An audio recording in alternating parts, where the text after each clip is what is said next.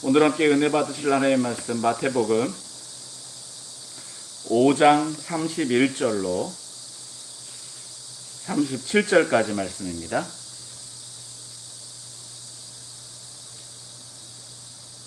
마태복음 5장 31절로 37절까지 말씀. 다 자신 줄 알고 제가 말씀 봉독해 올립니다. 또 일렀으되 누구든지 아내를 버리려거든 이혼 증서를 줄 것이라 하였으나 나는 너희에게 이르노니 누구든지 음행한 이유 없이 아내를 버리면 이는 그로 간음하게 아니며 또 누구든지 버림받은 여자에게 장가드는 자도 간음함이니라.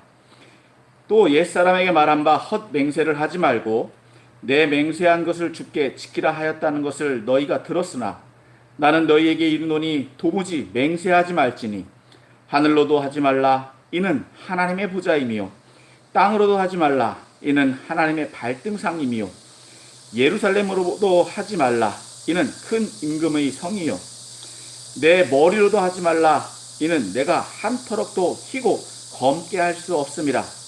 오직 너희 말은 옳다 옳다 아니라 아니라 하라. 이에서 지나는 것은 악으로부터 나는 것이니라. 할렐루야. 아멘. 오늘 주님 앞에 나오신 여러분들을 주님의 이름으로 축복합니다. 아멘. 네, 연일 무더위가 계속되고 있습니다. 이 더위도 조금만 지나면 물러갈 줄 믿습니다. 아멘. 그리고 이제 금세 우리는 어느샌가 아유 추워요 할 거예요. 그동안은 여러분 마스크 잘 쓰시고요. 더워도 어쩔 수 없어요. 더워도 어쩔 수 없고 또 이것이 저번에도 말씀드렸다시피 나를 보호하고 뭐예요? 남을 보호하는 거. 뭐 백신을 잘 맞아도 물론 그것 때문에 효과가 있고 없고를 떠나서 우리가 최선을 다할 수 있는 거 감염 경로와 원인을 우리가 알았기 때문에 이것을 잘 대처한다면 그나마 잘 이 역경을 이겨나갈 수 있는 줄 믿습니다. 오늘도 지난 시간에 이어서 계속 세상에서 소금과 빛으로 살아가야 하는 제자들의 삶에 대해서 말씀을 나누기를 원합니다. 여전히 예수님은 제자들에게 더 높은 차원에서 율법을 지킬 것을 강조하고 계십니다. 오늘은 이제 지난 시간에 이어서 두 번째로 이 약속 그리고 말에 대한 말씀을 주고 계십니다. 그래서 계속 제가 말씀을 전하면서 제목을 이야기를 안 한 것 같아요. 그래서 오늘은 제목을 말씀을 먼저 드리도록 할게요. 지금 우리가 본문에서 무엇을 보고 있죠? 어느 부분? 마태복음에서 산삼수훈을 보고 있습니다. 그리고 앞서 말씀드린 것처럼 소금과 빛된 제자의 삶에 대해서 우리가 다루고 있죠. 그래서 오늘 본문의 말씀의 제목은 말. 같이 따라해보겠습니다. 말. 그래서 제가 유튜브에는 제목을 넣어놓잖아요. 제목을 넣어놓는데 그 제목을 잘 기억하시면 말씀이 좀 생각이 나시고 또 적용하시기도 쉬울 것 같습니다. 자, 그래서 오늘 첫 번째로 무엇에 대해서 먼저 말씀해주고 계시느냐? 이혼 금지에 대해서 말씀해주고 계십니다. 31절 말씀 보도록 하겠습니다. 31절. 또 일렀으되 누구든지 아내를 버리려거든 이혼 증서를 줄 것이라 하였으나. 오늘 본문은 또 일렀으되 라는 말씀으로 시작을 합니다. 이것은 옛사람에게 말한 바 무엇을 너희가 들었으나 라고 하는 표현과 거의 똑같은 내용입니다. 즉 이것을 좀 축약한 거죠. 짧은 표현이에요. 그래서 예수님은 무엇에 대해서 말씀하고 계시다고요? 이혼에 대한 것, 이혼에 대한 규정에 대해서 말씀해 주고 계십니다. 그러면서 예수님은 나는 너희에게 이르노니 라고 말씀하시면서 앞선 이혼 규정에 대한 해석과 적용을 해주시기 시작합니다. 32절 말씀 봅니다. 나는 너희에게 이르노니 누구든지 음행한 이유 없이 아내를 버리면 이는 그로 간음하게 하며 또 누구든지 버림받은 여자에게 장가드는 자도 간음함이니라. 이것은 신명기 21장 1절의 말씀을 앞에 이제 31절의 말씀은 똑같이 인용을 한 거예요. 신명기 24장 1절 말씀을 좀 봅니다. 사람이 아내를 맞이하여 데려온 후에 그에게 수치되는 일이 있음을 발견하고 그를 기뻐하지 아니하면 이혼 증서를 써서 그에게 주고 그를 자기 집으로 내보낼 것이며, 율법에는 이혼이 허락되고 있음을 말씀해 주고 있습니다. 그 당시에 이혼은요, 이혼 청구는 남자만 할 수 있습니다. 그래서 이혼 성립의 조건이 이 성경에 나오는데, 여기 이제 24절에서 말씀하고 있는 것처럼 이혼 성립의 조건은 수치되는 일입니다. 누구에게서? 여자에게서, 즉 아내에게서 수치되는 일이 발견되면 이혼을 청구할 수 있고 이혼이 성립돼요. 그래서 여기서 이제 이혼에 대한 이 수치되는 일이 뭐냐? 신명기 22장에는 이것에 대한 내용이 나옵니다. 첫 번째로는 혼전 순결에 대한 조항이에요. 첫날 밤을 치렀는데 이 아내 되는 사람이 이 처녀가 아니었다라고 하는 것. 그래서 이것을 항상 증명할 수 있도록 또 그 책임이 누구에게 있다? 그 아내의 어머니, 아버지에게 있어요. 그리고 두 번째로는 간음의 이유입니다. 간음, 즉 음행한 연고, 즉 간음이 그 이유인데, 사실 남편이 아내를 의심하거나 또 불의한 일을 행했을 때는 그에 대한 또 율법 조항들이 있습니다. 이러한 조항들을 보면, 이 사유들을 보면, 엄밀히 살펴보면 충분히 소명이 가능해요. 남자가 그 아내를 미워하는 이유, 또 싫어하는 이유가 있다는 거죠. 의심할 사유들이 두 가지밖에 없는데 이 두 가지 모두 다 어떻다고요? 소명이 가능합니다. 그래서 제사장 앞에서 판결을 받도록 돼 있어요. 따라서 이혼은 함부로 허용되지 못하는 것입니다. 그리고 심지어 한 남자의 아내였던 사람이 다른 남자와 재혼은 할 수 있어도 그 재혼했던 그 여인이 다시 처음 남편에게로 돌아오지 못하도록 되어 있습니다. 그것이 24장 2절에서 또 4절까지의 말씀에 보면 나오는데, 그 여자는 그의 집에서 나가서 다른 사람의 아내가 되려니와 그의 둘째 남편도 그를 미워하여 이혼 증서를 써서 그의 손에 주고 그를 자기 집에서 내보냈거나, 또는 그를 아내로 맞이한 둘째 남편이 죽었다 하자 그 여자는 이미 몸이 더럽혀졌은즉 그를 내보낸 전 남편이 그를 다시 아내로 맞이하지 말지니 이는 여호와 앞에서 가증한 것이라. 너는 내 하나님 여호와께서 내게 기업으로 주신 땅에서 범죄하게 하지 말지니라.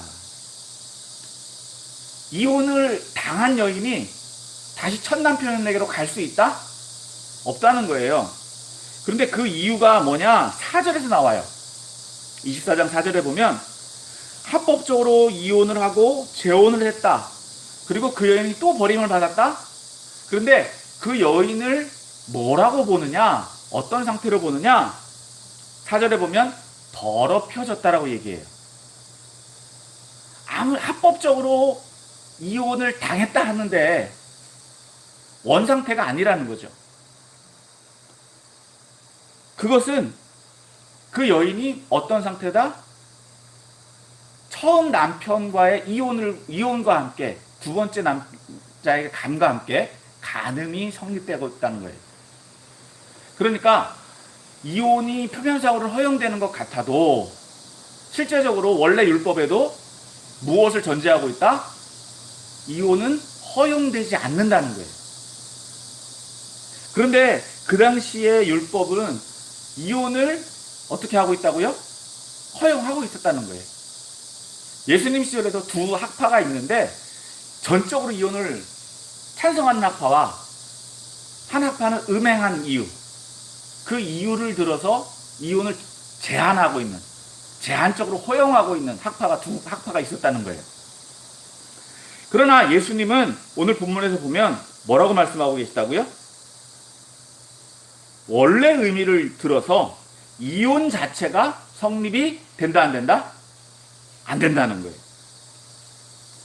오늘 본문 조항에서도 똑같이 이혼이 허용되는 하나의 조건이 있습니다. 그거는 뭡니까? 바로 음행한 조항, 음행한 연고라고 하는 단서 조항이 붙어 있기는 합니다만, 예수님은 이혼을 간음의 기회를 제공하는 것으로 보시고, 앞선 율법의 설명처럼 이 버림받은 여인을 버리는 것은 그 여인에게 간음의 기회를 제공하는 것이 되고, 더불어서 그 여인에게 장가드는 남자도 무엇을 하게 된다고요? 간음하게 되는 것이다. 그러니까 이전에는 누구에게만 책임을 물었다고요? 여자에게만 책임을 물었다라고 한다면, 예수님은 누구에게까지? 남자에게까지도 책임을 묻고 계신 거예요.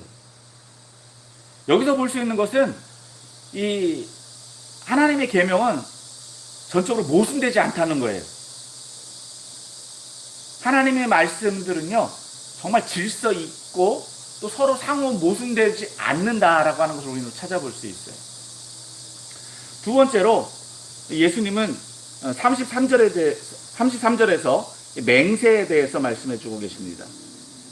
자, 33절 말씀 봅니다. 또 옛사람에게 말한 바 헛 맹세를 하지 말고 내 맹세한 것을 주께 지키라 하였다는 것을 너희가 들었으나. 자, 이에 대한 율법의 말씀은 다음과 같습니다. 레위기 19장 12절 말씀에 보면, 너희는 내 이름으로 거짓 맹세함으로 내 하나님의 이름을 욕되게 하지 말라. 나는 여호와이니라 라고 하는 말씀이 있고요. 그리고 민수기 30장 2절 말씀을 보면, 사람이 여호와께 서원하였거나 결심하고 서약하였으면 깨뜨리지 말고 그가 입으로 말한 대로 다 이행할 것이니라. 그리고 신명기 23장 21절 말씀에 보면, 내 하나님 여호와께 서원하거든 갚기를 더디하지 말라. 내 하나님 여호와께서 반드시 그것을 내게 요구하시리니 더디면 그것이 내게 죄가 될 것이라. 제가 앞선 이 세 가지 율법이 이 마태복음 5장 33절에서 하나를 말씀하고 있죠. 헛된 맹세를 하지 말라. 그리고 맹세한 것을 주께 지키라 라는 말씀으로 예수님은 추격해 주고 계시는데, 이것을 예수님은 어떻게 적용해 주시느냐? 34절과 37절 말씀을 봅니다. 나는 너희에게 이르노니 도무지 맹세하지 말지니 하늘로도 하지 말라. 이는 하나님의 보좌임이요. 땅으로도 하지 말라. 이는 하나님의 발등상임이요. 예루살렘으로도 하지 말라. 이는 큰 임금의 성임이요. 내 머리로도 하지 말라. 이는 내가 한 터럭도 희고 검게 할 수 없음이라. 오직 너희 말은 옳다 아니라 하라. 이에서 지나는 것은 악으로부터 나느니라.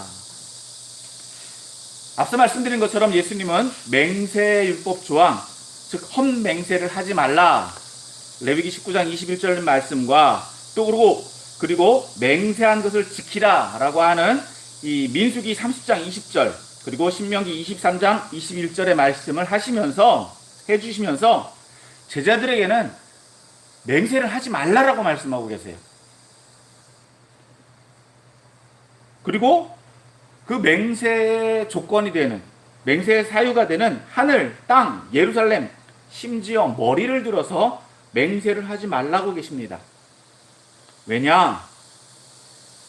이것들이 맹세하는 이들을 보증해 주지 않을 뿐더러 그들이 함부로 할 수 없는 것들이기 때문입니다. 하늘은 뭐라고요? 예.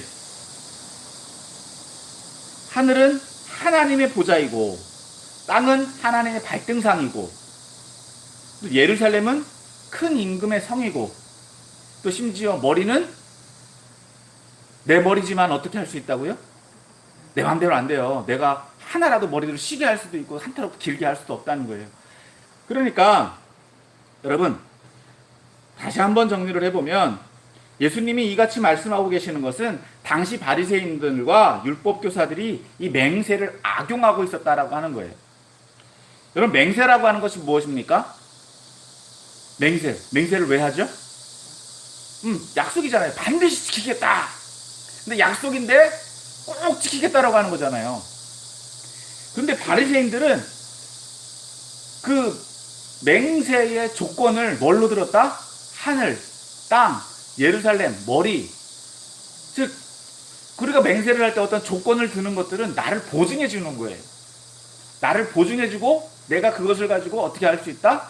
마음대로 할 수 있는 것들이잖아요. 나를 신뢰해 줄 수 있는 것들. 그런 것들을 가리켜서 맹세를 하는데, 문제는 그것 자신의 말을 더 신뢰를 주기 위해서 맹세를 사용하는데, 문제는 뭐라고요? 그것들을 자신의 말의 신뢰를 더 높이거나 혹은 회피를 하기 위해서 사용하는 경우들이 있다는 거예요. 즉 예수님은 이러한 헛된 맹세의 남발보다는 제자들은 할 수 있는 말, 즉 자신들이 감당할 수 있는 말, 그것은 뭡니까? 긍정과 부정, 예, 아니요. 그거면 충분하다는 거예요. 그렇기 때문에 맹세를 남발하는 것, 즉 헛된 맹세들은 무엇에서 나온다고요? 자기를 더 뭔가 포장하고자 하는, 자기를 더 나세우고자 하는 악함에서 나온다라고 예수님은 말씀해 주고 계신 것입니다. 그렇기 때문에 예수님은 오늘 제자들에게 율법의 원래 의미를 다시 한번 설명해 주실 뿐만 아니라 하나님의 말씀이 모순되지 않음을 설명하고 계시고, 더불어서 제자들은 더 높은 차원에서 율법을 지켜야 될 것을 강조하고 계신 것입니다. 그러면 앞서 제목을 말씀드렸잖아요. 말. 어떻게 여기서 말을 찾아볼 수 있을까요? 이혼과 맹세, 헛된 맹세. 먼저 이 말씀은 이혼 금지이잖아요. 그리고 두 번째로는 헛된 맹세 금지입니다. 그런데 이것을 조금 더 이제 원래 의미를 찾아보면 결혼과 맹세이죠. 이 두 주제의 공통점은 무엇일까요? 말 그대로 약속에 있어요. 결혼도 약속이고요. 맹세도 약속입니다. 근데 그것을 뭘로 한다고요? 말로 하잖아요. 아니면 혹은 기록으로 하죠. 그렇기 때문에 여기서의 중심 주제는 약속에 있어요. 말에 있어요. 그러면 이것을 오늘 저와 여러분들에게 적용해보면 이렇게 말씀을 할 수 있을 것입니다. 첫 번째, 하나님 앞에서의 언약은 깰 수 없다. 먼저 예수님이 말씀하신 결혼에 대해서 한번 살펴보기를 원합니다. 여러분, 결혼을 할 때 우리는 뭘 하죠? 앞서 제가 잠깐 얘기했잖아요. 결혼식을 하잖아요. 결혼식에서의 하이라이트는 뭘까요? 결혼식에서의 하이라이트, 결혼식의 가장 핵심. 네? 초대? 잔치? 먹는 거? 여러분, 결혼식에서의 가장 핵심은요, 주례도 아니고요, 축가도 아니고요, 축도도 아닙니다.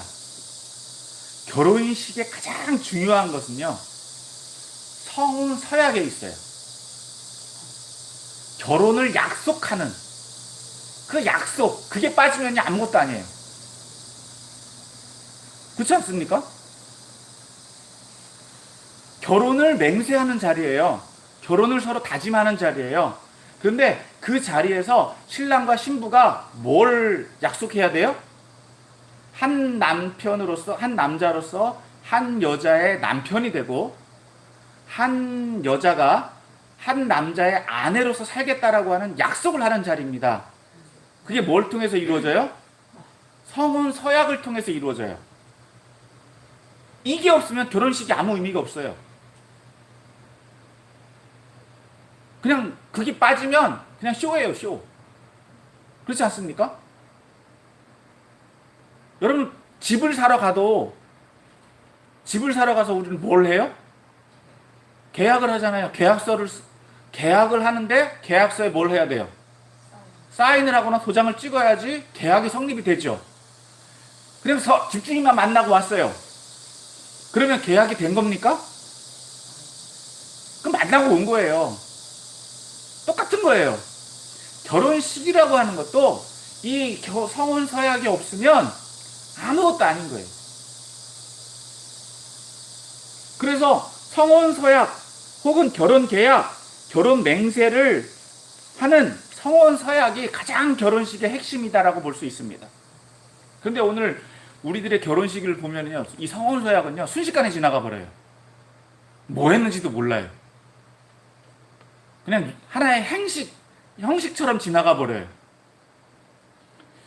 근데 여러분, 성혼 서약 혹 결혼 서약의 표현은 우리나라에서는 다양합니다만 핵심은 무엇입니까?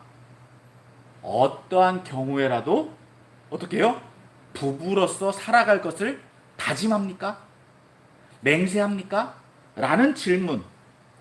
그쵸? 계약 조건이에요. 결혼의 조건입니다. 그 대답에 대해서 어떻게 해요? 모든 부부는, 결혼을 한 부부들은 예스라고, 예라고 대답을 하죠.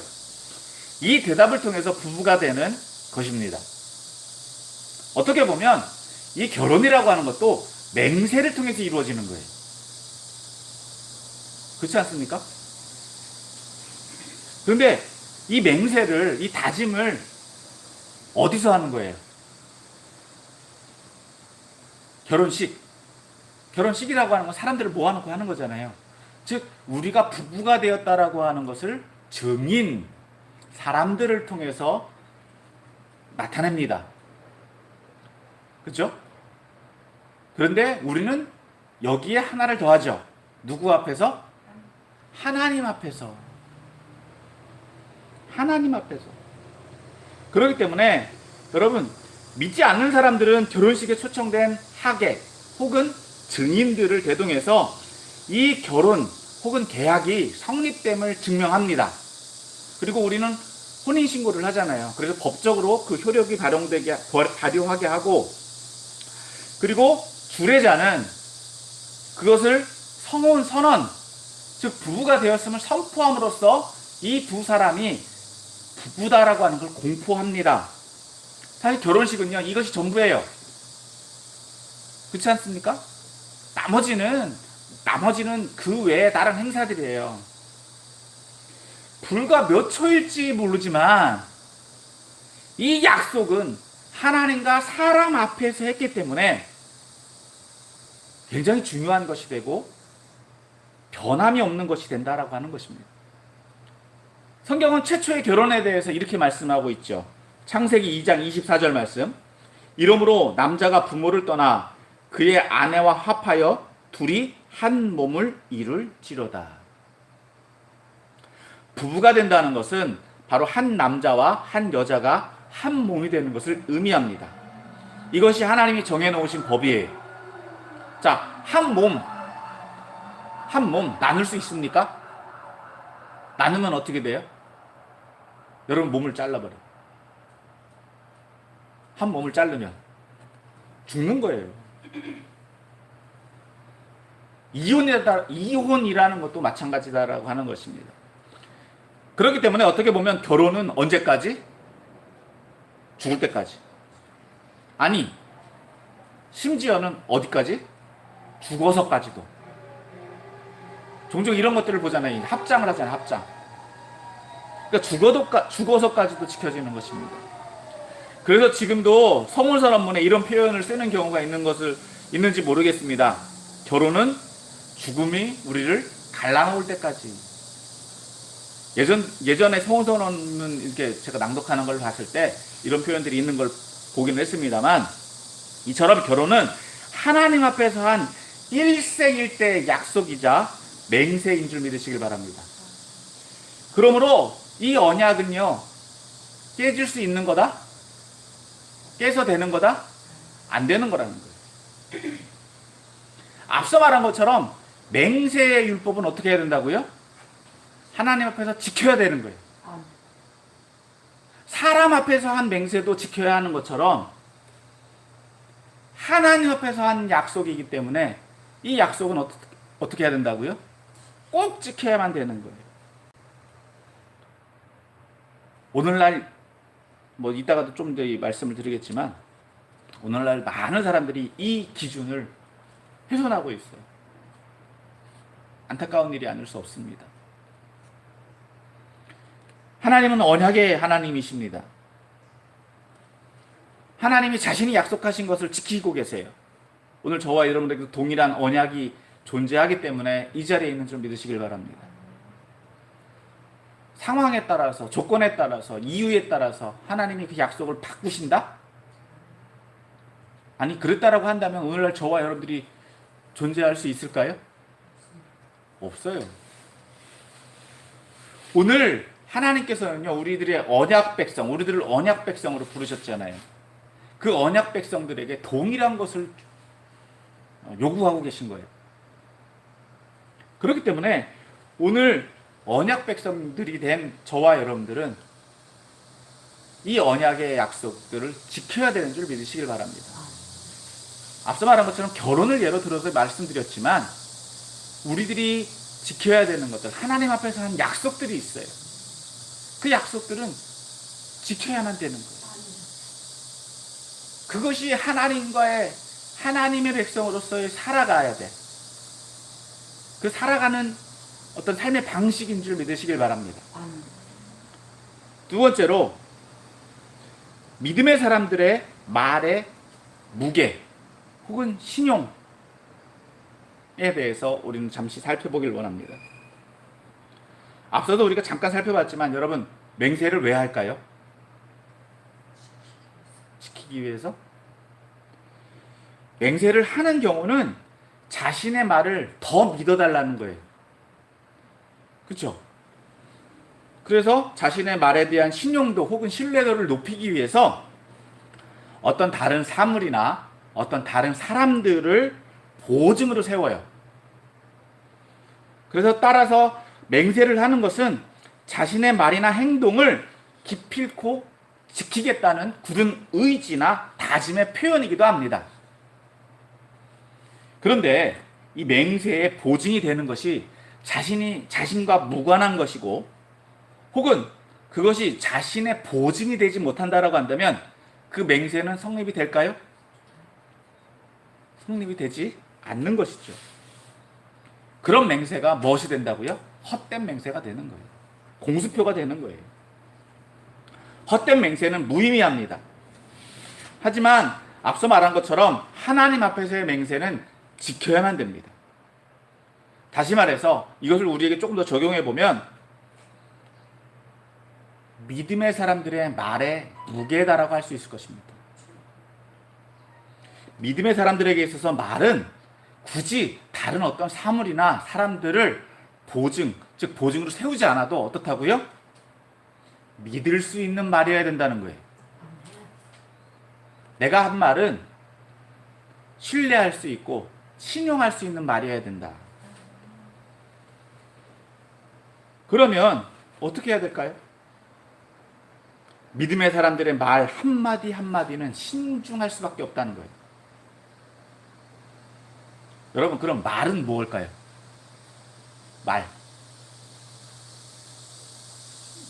말은 우리의 의사 표현이에요. 그렇죠? 그럼 말은 무엇을 표현하는 거라고요? 생각과 감정을 표현하는 거죠. 내가 가지고 있는 생각 혹은 내가 가지고 있는 어떤 느낌, 감정 그런 것들을 표현하는 거예요. 그렇기 때문에 말은 그냥 나온다고요? 그냥 나올까요? 그냥 나오지 않아요. 뭐에서 나와요? 생각에서 나와요. 생각에서 나와요. 그런데 가끔 가다 보면 그런 분들이 있죠. 예. 아무 생각 없이 말했어. 아무 생각 없이 말했어. 이게 무슨 말이에요? 자신이 한 말에 대해서 책임을 지겠다, 안 지겠다? 안 지겠다는 거예요. 자기가 그 말을 해놓고도 자신이 그 말에 대해서 책임질 수 없다는 말이에요. 다른 말로 표현하면 그 사람이 생각이 있다 없다. 생각 없는 사람이라는 거예요. 그쵸? 아무 말이나 막 하는 거. 자신이 한 말에 대해서 책임지지도 않을 뿐더러, 그리고 자기가 자기 입으로 나는 어떤 사람이다? 생각 없는 사람이다라고 하는 걸 말하는 거예요. 그러니까 그 사람 자체를 믿을 수 있다 없다. 스스로가 말하는 거예요. 난 못 믿을 사람입니다. 그러니까 말을 함부로 하면 된다 안 된다? 안 되는 거예요. 아무 생각 없이 말하고 아무 느낌대로 막 아무 말이나 하고 그러는 것은, 그래놓고서 자기가 책임지지 못하는 것. 여러분, 그 말은 누구에게서 나온다고요? 다른 사람의 말입니까? 나의 말입니까? 내 말이잖아요. 내가 한 말은 누가 책임져야 돼요? 내가 책임져야 돼요. 다른 사람이 책임져 주지 않습니다. 그런데 책임지지 않는 사람들은 꼭 아까 맹세한 것처럼 어떻게 해요? 네가 책임져. 다른 사람에게 책임을 전가시켜요. 그 사람은 믿을 수 있다고요, 없다고요? 못 믿는 사람이, 믿을 수 없는 사람이에요. 자기가 무슨 말을 하는지 알아요, 몰라요? 몰라요. 그러니까 생각이 있는 사람이에요, 없는 사람이에요? 없는 사람이에요. 자기 스스로가 자기가 지금 어떤 상황이다라고 하는 것을 정확하게 얘기를 하면서도 자기가 자기 상황을 안다, 모른다? 몰라요. 안타까운 거예요. 여러분, 오늘 우리 주변에 이런 사람들이 너무나도 많지 않습니까? 자기가 지금 무슨 말을 하는지, 어떤 생각을 가지고 있는지, 어떻게 살아가고 있는지를 전혀 몰라요. 아무 말이나 하고 있어요. 한 번 내뱉은 말 담을 수 있습니까? 없습니다. 그 말은 자신에게서 나오는 거예요. 다른 사람이 말해주지 않아요. 더 나아가서 자신이 그런 의도로 말하지 않았다라고 이야기할지라도요, 그것은 그 사람에게서 그 말이 나왔다라고 하는 것은 무엇에서 나온 것일 수도 있다? 무의식에서도 나온 것일 수도 있다. 자신이 미처 의도하지 않았다 할지라도 자신의 생각 깊은 곳에서 그 생각이 있으니까 말이 나오는 거예요. 그래서 세상 사람들은 이런 말도 하잖아요. 취중진담. 저 사람의 속마음을 알아보려면 어떻게 한다고요? 수치하게 만들어갖고 그 사람이 이성적으로 생각을 못하지만은 어떻다고요? 속마음을 막 드러나게 하는 거잖아요. 뭘로? 말로.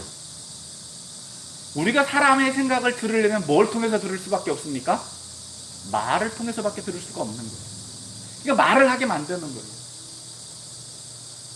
이처럼 우리들이 하는 말은 모두 다 어디서 나온다? 생각에서 나오는 거예요. 그 사람에 대해서 어떤 생각을 가지고 있는지, 어떤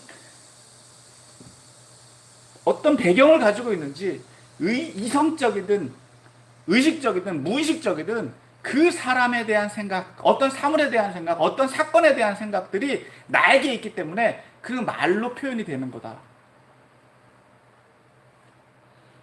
여러분, 생각은 어디에서 나올까요? 마음에서 나오죠. 여러분, 그렇기 때문에 지난주에 우리가 무엇에 대해서 살펴봤습니까?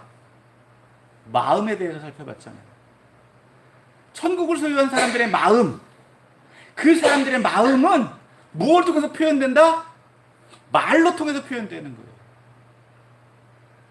결혼이나 맹세다라고 하는 것도 마찬가지다라고 하는 거예요. 마음이 하나님의 사람으로서의 마음을 갖추지 못하면 말도 그런 말밖에 할 수밖에 없다는 거예요. 그렇기 때문에 여러분, 우리 스스로의 말을 돌이켜봐야 될 점이 있습니다. 내가 지금 무슨 말을 하고 있는지, 어떤 말을 하고 있는지, 그리고 내가 한 말에 대해서 책임을 지고 있는지, 그것들이 나를 이야기한다는 거예요. 내가 어떤 사람이다라고 하는 거. 지난 시간에 우리는 마음에 대해서 바라보면서 인격에 대해서도 얘기했어요. 그러니까 인격은 뭘로서 표현된다고요? 말로서 표현되는 거예요. 자신이 한 말에 대해서 책임을 지고 있는지, 그 말에 신뢰가 있는지. 굳이 믿음의 사람들은요, 어떻다고요? 맹세하지 않아도 되는 거예요. 여러분 일상에서도 이런 말들을 하지 않습니까? 말 한마디로 뭘 갚는다고요? 천장빛을 갚는다라고 얘기해요. 말 한마디로 사람을 죽이기도 합니다. 이처럼 말은 굉장히 중요한 거예요. 더더욱이 그렇기 때문에 믿음의 사람들의 말의 무게는 더 중요한 줄 믿으시길 바랍니다. 더 깊이가 있어야 되는 줄 믿으시길 바랍니다. 함부로 말할 수 있는 게 아니에요. 말이라고 하는 것은요, 굉장히 필요한 것이기도 하지만 굉장히 위험한 것이기도 하다라고 하는 것입니다. 그렇기 때문에 사랑하는 성도 여러분, 다시 한번 강조합니다. 믿음의 사람들에게 있어서 말은 신중해야만 합니다. 더 나아가서 자신이 한 말에 대해서는 어떻게 해야 돼요? 책임을 져야 돼요. 이것이 가능하기 위해서는 무엇이 바르게 돼 있어야 된다고요? 생각이 바르게 돼 있어요. 마음이 바르게 돼 있어야 돼요. 마음이 바르지 못하고 생각이 올바르지 못하면요, 아무 말이나 나오는 거예요. 여러분 이것들에 대해서 좀 정리를 해보면요, 약속과 말이라고 하는 것, 이것을 잘 지키는 사람은 어떤 사람이라고 말할 수 있을까요? 이 두 가지 주제, 즉 마음이 잘 세워져 있고 약속을 잘 지키고 또 자신의 말에 책임을 지는 사람, 진실한 사람이라고 말할 수 있죠. 그런데 저는 이것을 하나의 단어로 좀 추격을 해봤습니다. 명예. 명예라는 말 아시죠? 요즘에는 잘 사용하고 있지는 않은 것 같은데, 이 명예라고 하는 것, 자신이 어떤 인격을 갖추고 내세우려고 하는 것은 아니지만 어떤 자신의 인품을 나타내는 것, 저는 이것을 이렇게 표현하고 싶습니다. 어떤 인간의 가치와 기준을 잘 설명해 주는 단어. 인간이 인간답게 살고 인간의 기준, 가치를 잘 표현할 수 있는 단어가 바로 이것이 아닌가 싶습니다. 명예를 아는 것. 앞서 말한 것처럼 이 명예라는 말이 이제 신용 혹은 신뢰라는 말, 또 진실함이라는 단어로도 표현될 수 있지만, 동서가 음을 막론하고 이 명예는요, 굉장히 중요한 거예요. 자신의 인격, 인간다움을 표현하는 말이기 때문에 그렇습니다. 믿음이 있든 없든 자신이 명예를 지키기 위해서 자신 목숨까지도 걸어요. 이것은 인간이 인간일 수 있는 가장 고귀한 가치이기 때문에 그렇습니다. 그것을 위해서, 즉 자신이 약속한 것을 꼭 지키고 자신의 한 말에 대해서 죽음으로써까지도 책임을 지는, 이것이 뭐라고요? 명예라고 하는 거예요. 이것을 가능하게 하는 태도는 어디에 있다고요? 책임지는 자세입니다. 이게 명예를 아는 것이죠. 요즘에는 이 명예가 없다 보니까 어떻다고요? 가벼워요. 말도 막하고 자신의 한 말도 책임지지도 않고 자신이 무슨 말을 하든지 쉽게 말도 바꾸고 책임을 지지 않으려고 하는 거예요. 그러니까 뭐가 없어요? 명예가 없어요. 이 명예는 지난 시간에 우리가 살펴봤던 것처럼 무엇과 연결되어 있습니까? 인격과 연결되어 있습니다. 올바른 인격, 올바른 마음은 곧 명예를 아는 사람이고 명예가 세워져 가는 사람입니다. 그런데 이런 사람들은요, 굳이 자기의 명예를 세우기 위해서 어떤 수단과 방법을 사용할까요? 그렇지 않습니다. 자연스럽게 세워지는 것입니다. 왜? 그렇게 살아가기 때문에 그렇습니다. 다른 사람이 저 사람을 명예롭다라고 평가를 하는 거예요. 내가 나 스스로를 세워가기 위해서 뭔가 이렇게 하는 게 아니라 그렇게 자연스럽게 살아가기 때문에 스스로도 명예로울 수 있는 거예요. 더욱이 오늘 본문에서 나오는 것처럼 하나님의 나라를 품고 하나님의 백성으로서 살아가고 있는 사람들은 하나님의 백성으로서의 명예로운 삶을 살아야 되는 줄 믿으시길 바랍니다. 오늘 저와 여러분들에게 추구되어지는 것이 바로 하나님의 백성으로서의 명예예요. 오늘 믿음의 사람들에게 이 시대를 살아가고 있는, 아니 과거, 현재, 미래를 통틀어서 믿음의 백성 모두에게 추구되어지는 삶이 뭐라고요? 믿는 사람으로서의 명예입니다. 여러분, 믿는다는 거 아무나 못하는 거예요. 믿는 대로 사는 거 정말 아무나 못하는 거예요. 세상과 타협하지 말아야 됩니다. 세상과 타협할 수 없어요. 해서도 안 됩니다. 그것이 믿는 사람들의 명예예요. 그것이 세상의 소금이 되는 길이고 세상의 빛이 되는 길이 되는 줄 믿으시길 바랍니다. 말씀을 정리합니다. 예수님은 오늘 율법 가운데서 이혼과 맹세의 규례를 들어서 제자들에게 그 율법의 중수 방법과 또 그 율법을 어떻게 지켜야 되는지에 대해서 말씀을 나눴습니다. 또 오늘 저와 여러분들은 예수님의 제자로서 이 언약의 중요성과 또 말의 신중함, 그리고 믿음의 사람들의 명예에 대해서 살펴보았습니다. 세상은 하나님이 창조하신 세계의 가치를 계속해서 훼손시킵니다. 또 파괴합니다. 더 나아가서 인간다움, 하나님이 만들어 놓으신 인격체로서의 인간다움을 계속해서 파괴하고 있습니다. 하지만 예수님은 예수님의 제자들에게 세상의 소금이 되라고 말씀하셨고 빛이 되라고 말씀하셨습니다. 이처럼 오늘 저와 여러분도 예수님의 제자다라고 한다면 이러한 앞서 말씀 나눈 것처럼 천국의 마음을 품고 하나님 백성으로서의 인격을 가지고 하나님의 백성으로서의 말과 또 그러한 책임을 지는 자세로 명예를 아는 사람들이 되어야 될 줄 믿습니다. 그러므로 세상의 소금이 되고 빛이 되어져서 하나님의 은혜를 또 누리며 또 증거하는 삶을 살게 되시기를 예수님의 이름으로 간절히 축원합니다.